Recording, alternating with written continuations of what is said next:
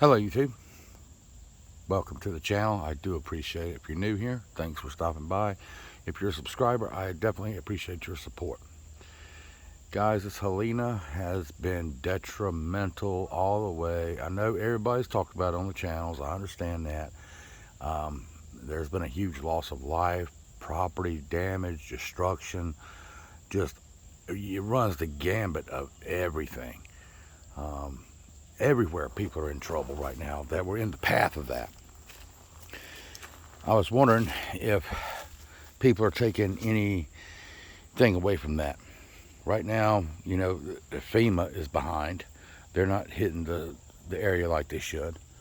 The federal government's not stepping up. So all that proves is the federal government is not somebody you can depend on to look after you in an emergency.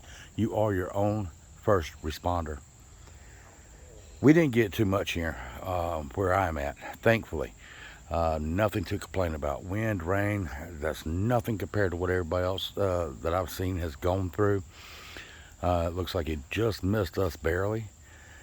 But if you take into consideration what has happened, some towns are completely isolated, totally cut off. And I've been over this scenario before. When you wake up and you have no power, you have no cell phones, you have no internet. Somebody made a good point in the emails. I've been getting emails. Somebody made a good point that in some areas it's like they had an actual EMP event. Although we know it wasn't. It was the hurricane. But that is something akin to what an EMP would look like. Again, you saw people at the stores lined up because they didn't have any supplies. Water facilities, treatment plants have been over flooded, and they're not being able to provide drinking water. I wonder if you're a prepper, has this made you increase your preps, or are you status quo? How'd you look at this? Let me know in the comments section. Even if you didn't live in the impacted area, any event could happen that could put you in a situation like this. Luckily, we didn't lose power. We were thankful, no damage to speak of, so that was good. We had a torrential amount of rain, but where I'm situated, I'm on a high piece of property, so we don't look at flooding. We don't have a flooding issue. There's no major rivers that run close to me or anything like that. So, and I feel terrible for these folks. I mean, no internet, no power. Can't even leave their communities because the roads are washed out. They're having to have stuff brought in by helicopter, so they are solely dependent on other folks to get to them. Now, if you were a prepper and you had all your stuff together, you know, and you weren't in a flood area where you lost your preps, that's smart. And, you know, that's where you got to be thinking. And if you're not a prepper and you're joining this discussion today, or just join me today for this video, how does this, do you still think all preppers are crazy? Because this should show you that being prepared for anything is just smart. I'm sure these folks, we had warning this was coming. You know, we can take away a lot from this. We had warning that this was coming. Everybody had been saying it was coming. They had the path pretty much dialed in, although it wobbled a little bit. People should have been prepping. If you knew you were in a flood-prone area, you should have been getting out of there. I know there's pros and cons to bugging out, and I've said that before. But when you're looking at a surge of, you know, rainfall that they were expected to get, you can kind of go back and gauge your area to see if that would really cause those rivers to overrun and flood your community or flood where you're living at. We need to take as much as we can away from this. I'm even finding new things I'm taking away from this. The fact that, you know, they're having to bring in Starlink. It's just terrible. The cell towers are down. You've got trees down on power lines. You've got roads washed out. You've still got flooding. And what's terrible is we've got so many people that have passed from this storm. Last I heard was 112. It seems like it's going up every time I hear something new. And our heart breaks for those people, guys. Florida got that storm surge. We all saw what was going on.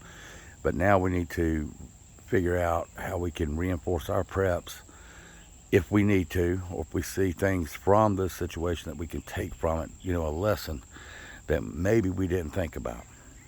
I don't know. If you guys have any suggestions or want to just let me know what y'all are going through here, hit me up in the comments. And, you know, I'd be glad to hear what's going on. I hope everybody is doing well that's watching the channel and beyond. Certainly don't want anything bad to happen to anyone. But as of 4:30 today, on the 30th, FEMA is still not responding. That is really weird, because so many people believe that the government is going to step up. There are some National Guard troops there, but it's way too little for what this has caused. So if you're dependent on someone else to take care of you and your family, that's a bad place to be in. And I feel sorry for everyone that's in this situation that got hit the way they got hit. And I know there's tons of stuff on the channels, and a lot of them are showing us great footage, keeping us informed of what's going on the ground. I know some places we're talking about, you know, the lines at Sam's and Costco, or Sam's, and the community stores were just endless. And that if you didn't have cash, you weren't buying anything. We've gone over that before. Cash is king in a situation with no power, where credit and debit cards don't work. So you need to think about having cash, exact change, small denominations. Best thing to do is make sure you have as much food, water, and some power and medication put back that you can possibly have, because this could come to you some other time. I know people will say, well, I live in the middle of the country. Well, y'all have tornadoes. You live on the West Coast. You have a hurricane occasionally, but you have earthquakes. And it doesn't even have to be a natural event. I mean, with the way the world's going right now, you're seeing what's getting ramped up over in Israel and all of that stuff. You know, we don't know what's going on there. And another thing is, you got this October 1 strike. Tonight, they're saying at 12 o'clock tonight, these docks are shutting down from Maine to Texas. I hope you guys have made your preparations and gotten the things that you need, that you can go through this, because that's really going to put a pinch on the supply chains. We've been through that before. Me and my wife, we talked, and we don't really have anything we're going to go out and especially do or make any changes for this dock worker possible supply chain shortage. We're pretty much where we need to be on certain things. If there was anything lacking, we would have already got it by now, but just be aware, guys. Remember, an event like this could happen to any section of the country at any time. It could be natural, it could be man-made. Look at the Georgia plant that's on fire. How many people evacuated down there? They were not expecting that. So you need to be paying attention, and at least have minimum, guys, minimum 3 weeks to 4 weeks worth of food, water, some type of power generation, even if it's just a small battery bank, something that you can keep your cell phones charged. But right now, that's not doing any good to have that, because your cell phones aren't working. I am looking into a product. I may order it. That did get me thinking. I am going to look into this and see if it's any good or whatever, but for communications. So if I do, I'll let you know when I do that. I don't want to say what it is yet. I just want to double check it out. But there's tons of stuff you can do out there. Anyway, guys, I hope this video found you safe, and I hope if you were in the path of the storm, I hope you didn't suffer greatly like a lot of people have. Guys, it's just terrible. But again, if you're waiting on FEMA and your federal government to do anything for you, you might be waiting a long time. You are your own first responder, and we've said it time and time again.